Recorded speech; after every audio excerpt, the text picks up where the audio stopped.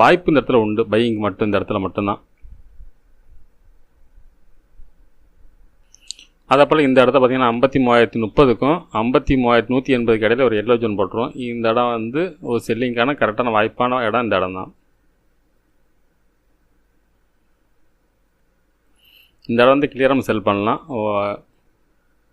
இந்த ஜோனுக்குள்ளே வந்தாலும் இந்த 53,030ங்கிற சப்போர்ட்டில் ரெசிஸ்டன்ஸ் லெவல் வந்தால் செல் பண்ணுறதுக்கான சரியான இடம் இந்த ஒரு இடம் தான் ஃப்ரெண்ட்ஸ்.